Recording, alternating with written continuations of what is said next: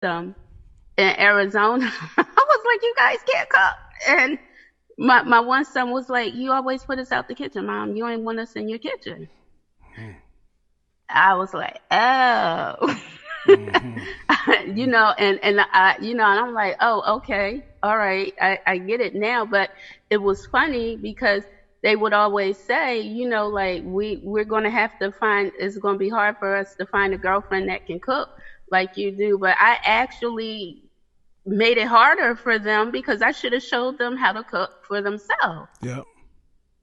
Yeah. And I'm like, wow. Mm. Wow, it took me to see that in action, to get it, like to literally get that. Mm. Mm-mm-mm.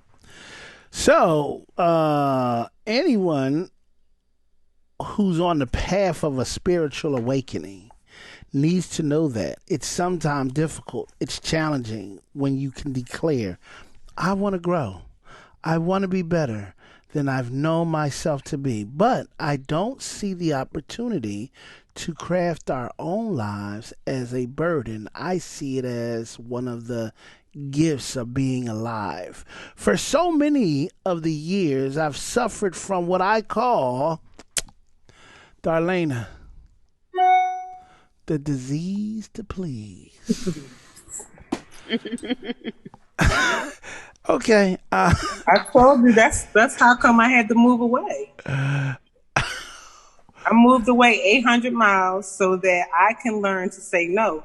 It had nothing to do with anybody else. I needed to put 800 miles between myself and my grown kids and my brothers and sisters so that the answer had to be no because I was 800 miles away. And you got to learn that no is a complete sentence. You don't have to explain. When it comes to, kids and all of that, I wanted to take away the struggle from my kids. And it was the worst thing I could have ever done. It made them, so dependent as opposed to being independent. Just like that chick or the butterfly, you bust them out, you take the struggle away, and then they can't do anything on their own. And that's what happened with my kids. My son right now is having a whole situation with his 14-year-old girl. His 14-year-old daughter is a 14-year-old. And he doesn't understand that 14-year-old teenage girls are in their growth. They're going through puberty. They're smelling themselves, as my mom used to say. Smelling your pit. Oh. Yeah, listen. She said, you must be smelling yourself. I'm about to take care of that. And you getting all knocked upside the head. But his daughter is giving him all this attitude. She's not speaking to him. And she's like blocked him on social media. He's just like, no, she's not going to have. And so he was like, Mom, he called me yesterday.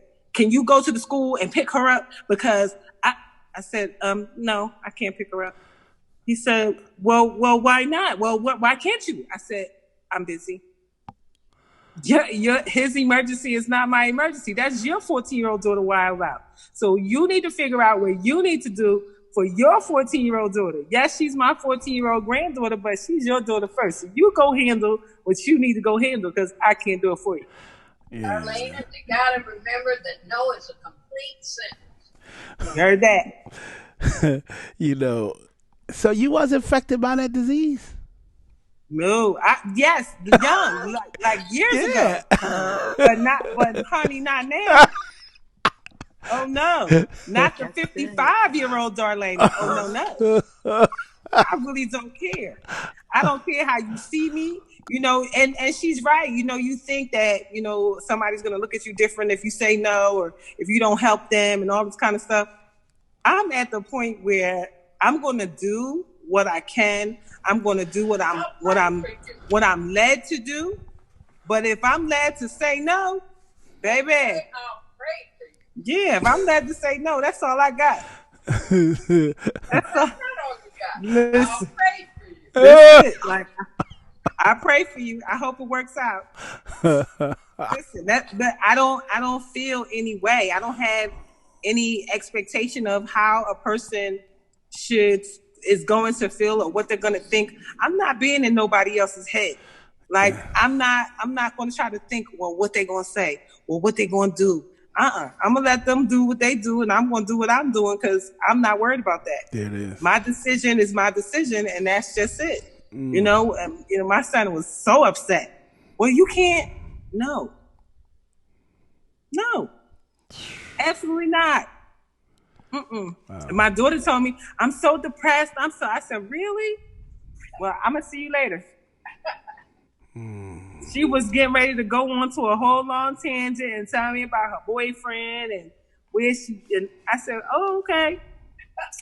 I'm going to check on you in a little bit. See you later. I don't want nobody dragging me down with all that stuff. Now, there comes a time when somebody is really in a bad place and they need some encouragement and all that kind of stuff. And you could tell the difference between somebody who is really on edge and really need to have a conversation. You'll know that. God will tell you, wait a minute, take a moment and listen. But that wasn't one of those times. So I was out. I don't want to hear it. So I don't want you dragging me down with all that stuff and got me thinking about your stuff. No, I got my own stuff. I'm out. Got your own.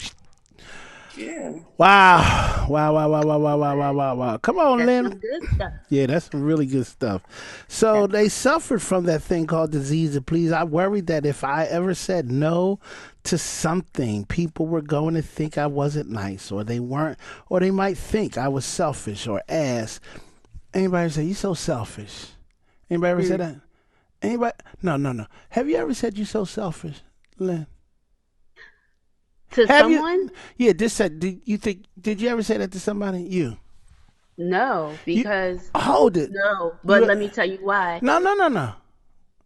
I didn't, only because I wouldn't want anyone to say that to me, and I was still caught up in what everyone said and what everyone thought. Oh, I'm not going to do that. Oh, I would never tell somebody. That disease to please. Okay. Did you ever say they're so disrespectful? Yeah, I've said that Listen, recently. see, these are things that I'm gonna just hit you with right now Yes. because I want you to face it. A lot of people think they didn't, but they do. These things you say, and this is the stuff that's in your subconscious that'll always show up at the end of the day. You ever say, "Oh, she gets on my"? You ever say that person get on your nerves, right? You ever agree with somebody that you got upset because they didn't agree with what you said, right?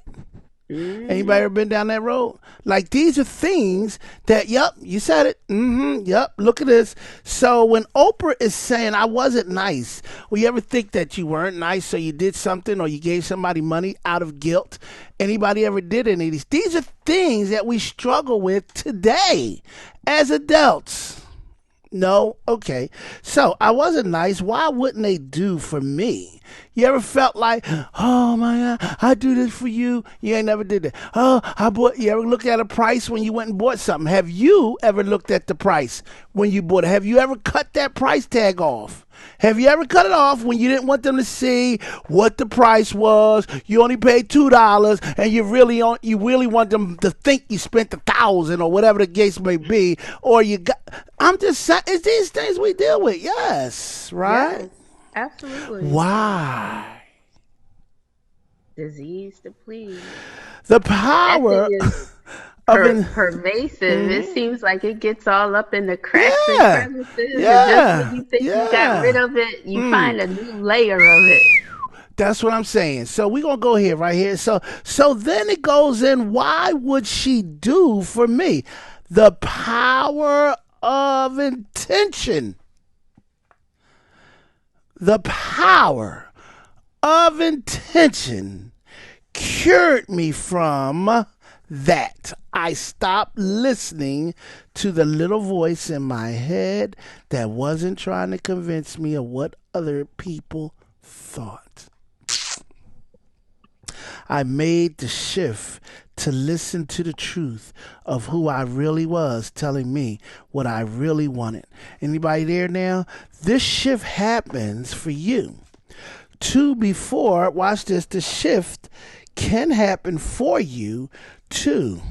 Before you agree to do anything that might add even the smallest amount of stress. How do we get to stress? Anybody know what stress is? Stress is what? An energy.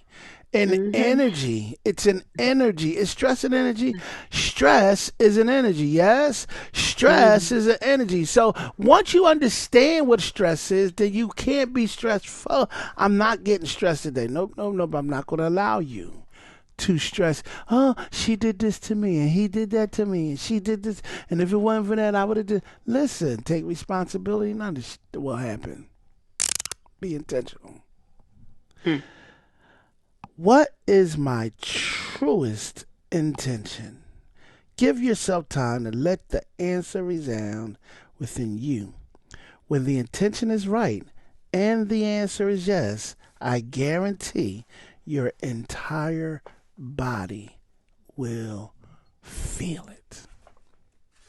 Right? So, Gary. So we're talking about intention. Let's start there. Oprah says, yes, let's start with the intention. Yes. Gary, an intention. An intention is the quality of the conscious that you bring to a deed or words. It's an energy. It's your reason for speaking. It's your motive that creates consequences. For example, when someone says, I want a bigger home, it could be because they want to impress the neighbors, or it could be because they adopted 4 children and they want to give the kids more space. So it's the why beneath the why. Oprah, the why beneath the why. Gary, yes, you might say the first intention, like, I want to get another job so I can have more money. This could be called an out tension. There's a word for you. Damn. That's a real word. I don't know, but it sounds good. Let's roll. Because it's what you really want to do to change things in the world. Your intention is the bedrock. This is the real intention. I want to support my wife. She needs some support right now. I want to send my children to college.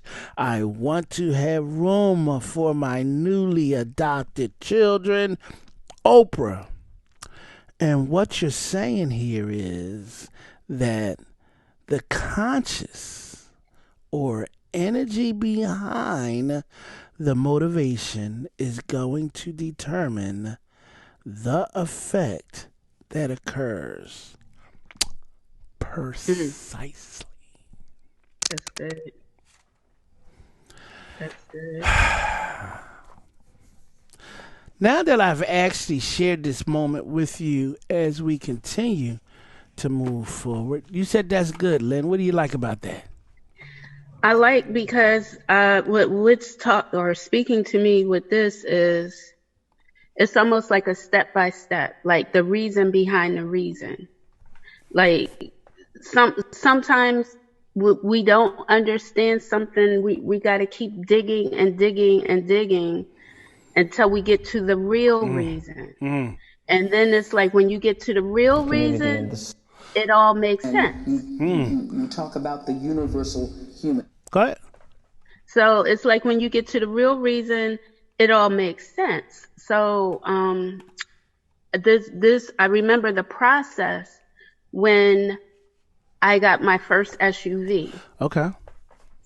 I knew that we needed a bigger vehicle because we had a baby in a car seat, and then my 2 oldest children were probably 9 and 10 at that age. We were a family of 5, and we had a pickup truck, and not even a big pickup truck, a Ford Ranger, a little pickup truck. And I remember that whole process for me. I got a picture of the truck that I wanted. I put it on the refrigerator. I looked at it every day. I researched it. I did everything. And I remember telling my husband at the time, we need more money. And, and we needed more money, because I look at, we got to get a bigger vehicle. We have to get a bigger vehicle. We have to have a second vehicle. And I was like, these are all of the reasons why, and when I'm reading this and it's saying that he wanted to buy a bigger house, what are all of the reasons why? And then when you first, the surface is, oh, it would be nice to just have a bigger house. But then when you really get down and start dissecting that thing, then you can put some motivation behind it. So it's like, yeah, it would be nice to have a bigger truck, but then no, we need a bigger truck because we got 3 boys. They're going to do nothing but get bigger. And we're cramped for space now. The truck was a stick shift. I could barely put the truck in the gear with the car seat in the way. It was a safety issue. So ultimately, we needed that to be more comfortable. So I'm looking at this example that they're using for the house. Ultimately, it was who's going to support his wife, be supportful for the wife. How can you do that? To get the bigger house, and how is that being supportful? Everyone's going to have their own space. The wife will be happy. She'll be able to do what she needs to do. The kids will be able to stretch out. Everybody's not on top of each other. So once you get to that level of realization, then you can really be serious about the intent. Well, I better get on a stick. I better get this process moving. Sometimes we do have to just keep digging and getting to the lowest common denominator to get to the real reason, to the real motivation. And that motivation is hand in hand with the intention. And of course, all of that affects the outcome. There it is. There it is. There it is. There it is. Wow. So let's just listen to this. I think it's 45 minutes. Dang. I ain't going to be able to listen to a whole lot of it, but I think I'll give you enough that you can take it. And if you want to go ahead and finish it, you will be able to do just that. Fair enough, Lynn? Yes. Can you give us the link? And for those who do want to finish, because it is rather lengthy, Yes. they can have the link to watch it in their time. Guys, I'm loving this book. If you're not, I'm going to tell you why. Personal development really don't mean nothing. This thing here, it's just like a person said to me, I'm going to play this. She says, if you do not get it, just understand you're not me. You're not ready for it. Remember she said that? You're just not there yet. And it's okay. So a lot of us stuff, when we're doing this stuff, you're not going to get it. But it's going to be kind of, you just can't start doing this stuff and then you got it. I'm going to just tell you that now. It comes in stages. It comes in stages. Now, that book is always by my nightstand. It is the book that profoundly... Hold on. Here we go. No video. You don't see it? No, you're not sharing your screen somehow. I know it was something. Here we go. Sorry. Here There we go. Got it? All right. Yeah. Change the course of my life. I can give the...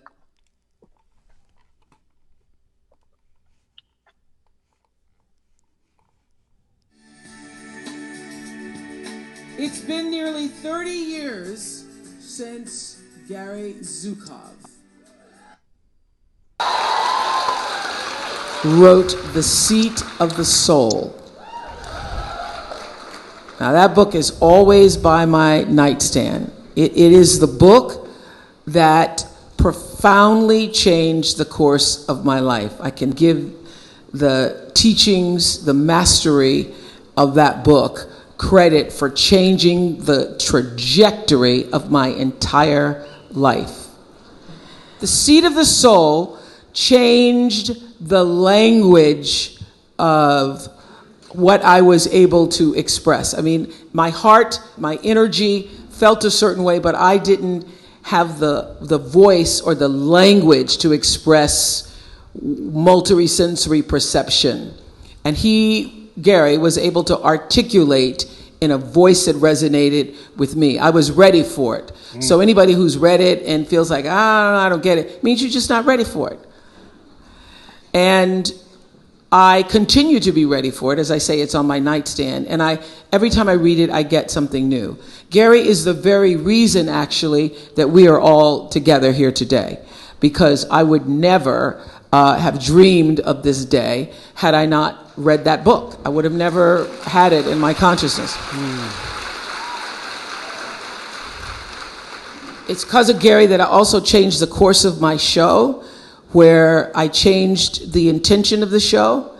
And I would believe it was because of my intention that the Oprah show became what it became in the world, truly a force and a voice for good, for elevating consciousness, and for inspiration for 25 years. That all came because of the chapter that I read on intention in 1989. And everything that has happened since is a result of that clarity of intention. That's why it's my favorite word.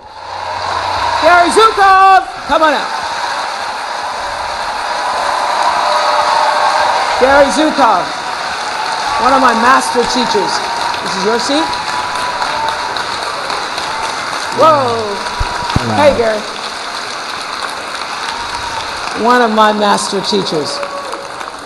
So here's the way it worked. Long before I had a book club, I would read books and I would go to the back of the book and there would be like a little author bio in the back of the book. And when I finished reading Seed of the Soul, I looked in the back of the book and it said Gary Zukav lived in Mount Shasta, California. And I never heard of it, but back in the day, we had something called telephone books. Anybody remember those telephone books? So I called information and I got his number because, authors were listed in the telephone book. And I called up Gary and I said, hello, Mr. Zukav, this is Oprah Winfrey. And you said, who?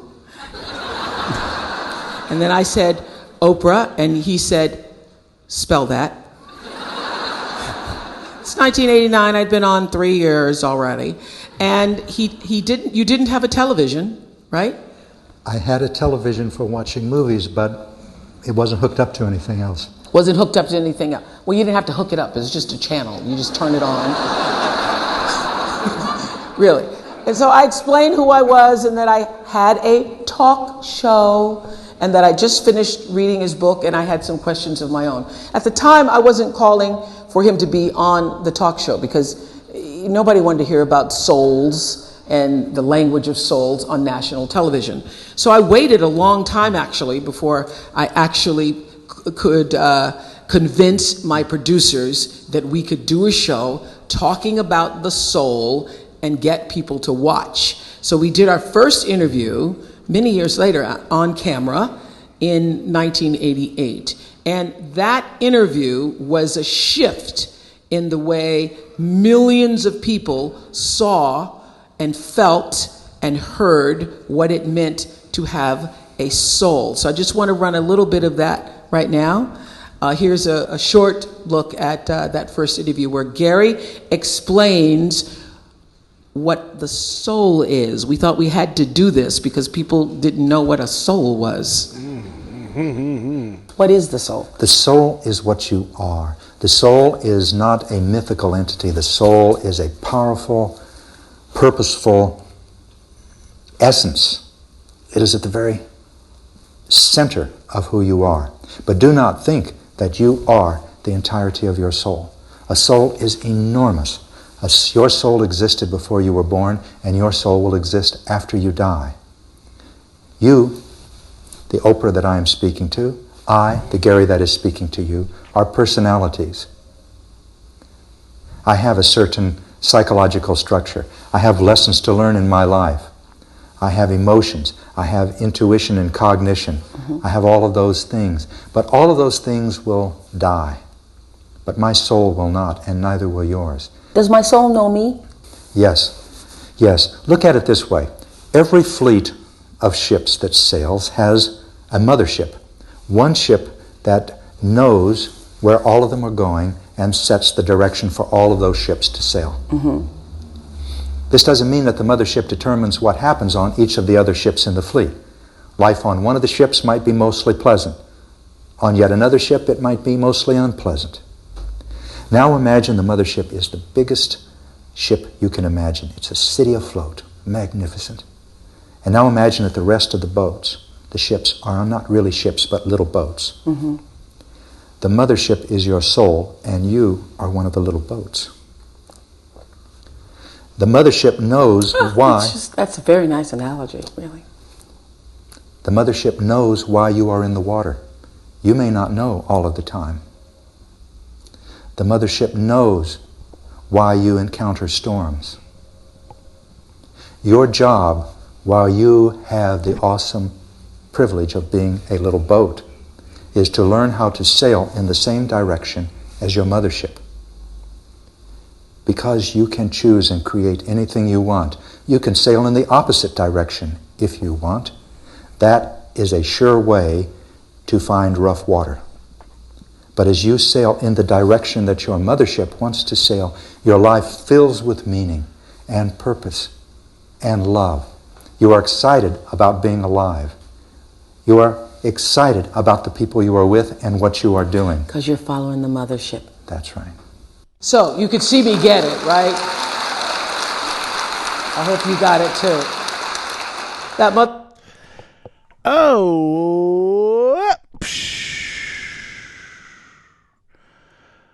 I can't show no more of that. For those that are actually really starting to understand where we're talking about, understanding this, and I'm gonna be honest with you, real transparent, that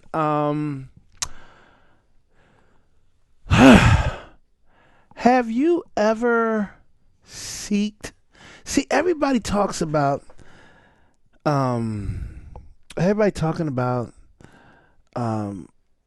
different things when it comes to your spirit. Everybody talks about these things when it comes to like your soul. Everybody ever talk about on getting to know who I am?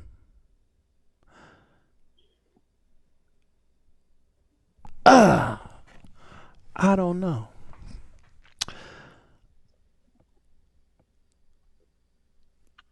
Watch that video, guys. You are really going to enjoy it. Anybody ever thought about that lately? Ever just really like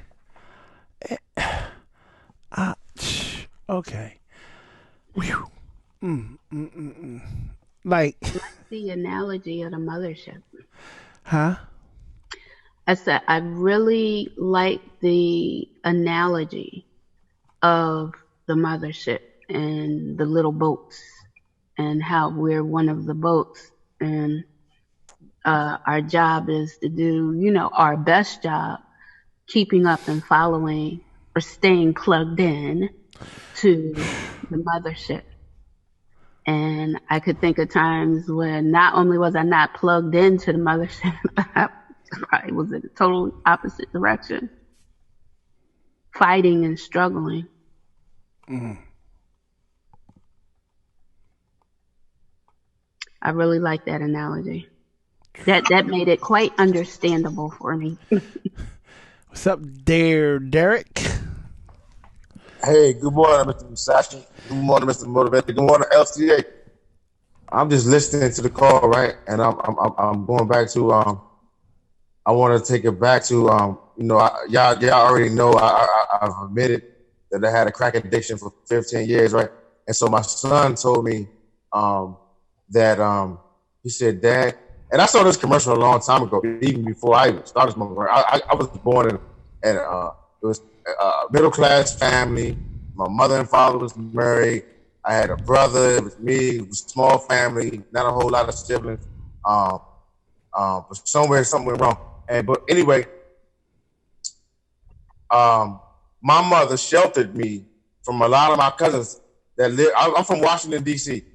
I got a lot of cousins that sold drugs, did drugs, all this type of stuff, whatever. They was in crime, whatever.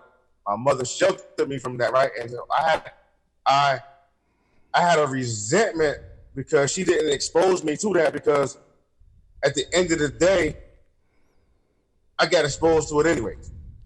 You know what I mean? So I had the whole time I had a resentment with my mom, is because if she had exposed it to me, maybe I would have had a choice. You know what I mean? You give me this choice, either you do this or you do that. But she sheltered me so much. You know, I'm a mama's boy, and I'm still a mama's boy. You know what I mean? I used to get in the fights because motherfuckers used to call me, excuse my language, MFers used to call me a mama's boy. I used to get in fights for that. You know what I mean? But my son told me, Dad, you showed me what not to do. And it's you know, I've been hit. Somebody told me a long time ago, you got to carry your own cross. And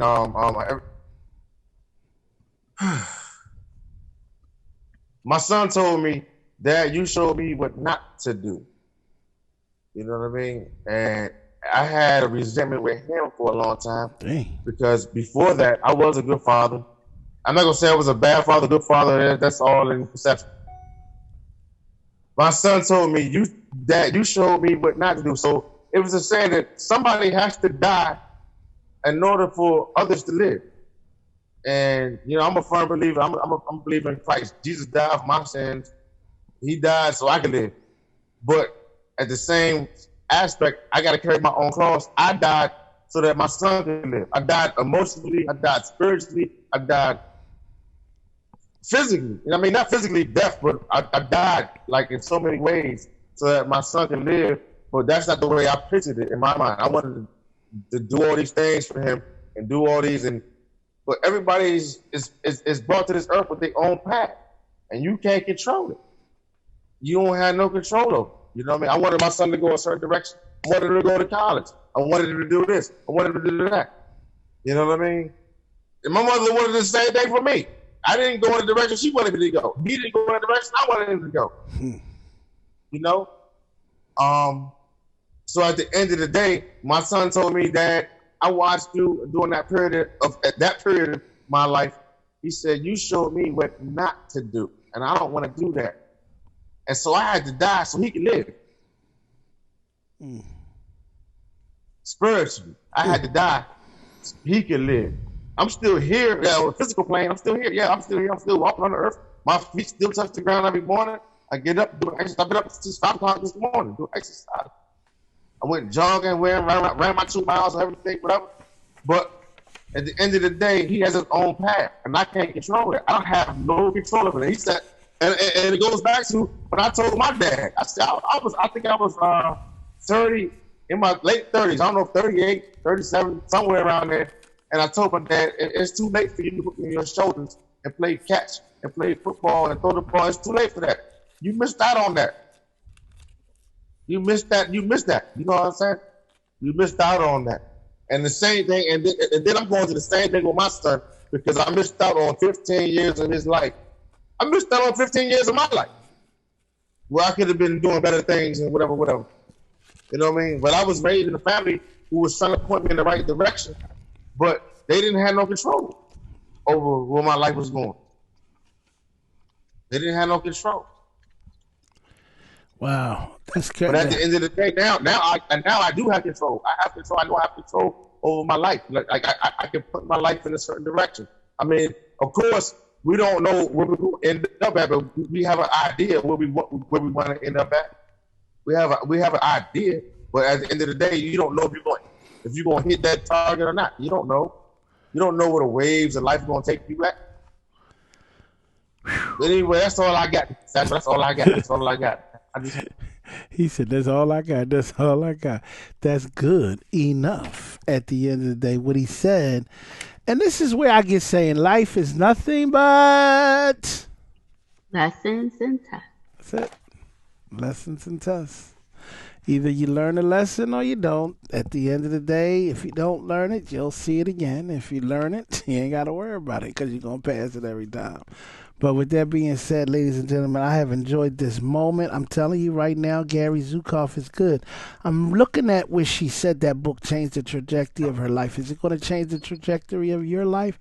I don't know. But I'm interested where I bought and downloaded that book right away, and I want to hear that book because it talks a lot about intention.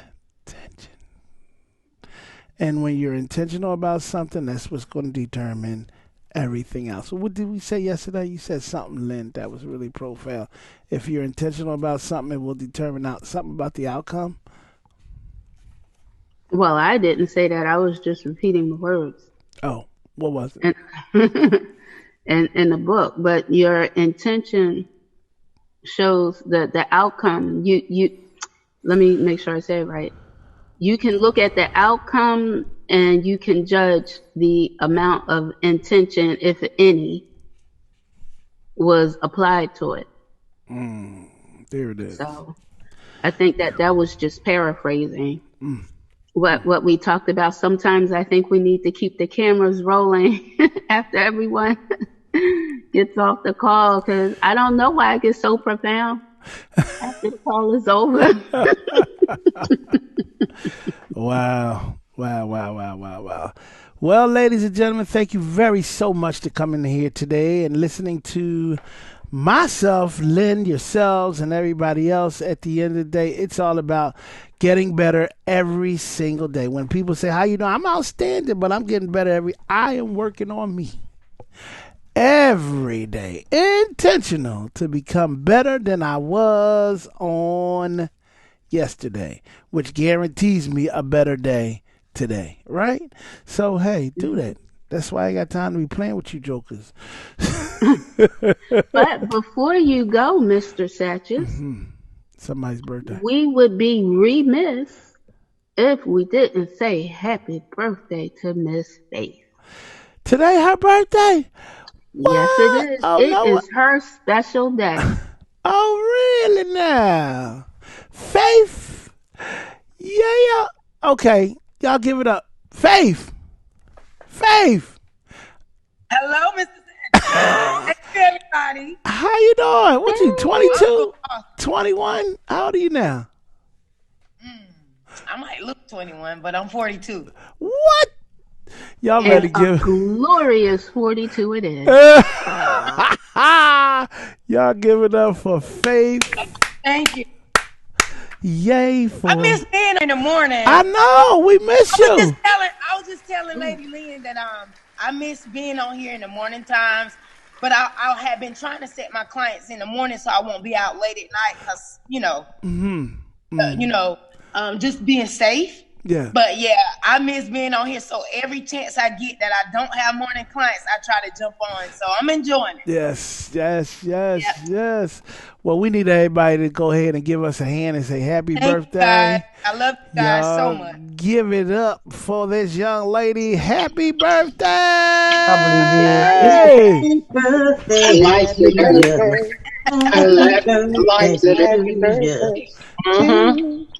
Happy birthday. Give day. Happy birthday. Is she one of your rocket boosters? You call her, don't you? Happy birthday, Faith. Thank you. Love you. Love you. She sends me messages, yeah. Yes. Hey, Mind Empowered 21. All mind stuff. Happy birthday, Faith Frank. I bought it. I haven't read it. I need to read it. Did she have her book up at the... Well, That's my mom. we are going to say happy birthday. Thank you so much, Faith, for coming out. You guys have a great day on purpose. Why? Put those L's up and let them know LCA for life at the end of the day. Why? Because life-changing alliances is something I'm going to do every day because the world changes and I got to change right along with it, moving for the better. Why? When you're intentional, you can tell what direction you wanted to go. So with that being said, I'm thankful for each and every one of you every single day. We'll see you tomorrow at the same time, same place, and the same station. Just remember one thing. take control over your life, because if you don't, somebody else will, and I guarantee you don't have a problem with it. With that being said, good night, everybody. Thank you.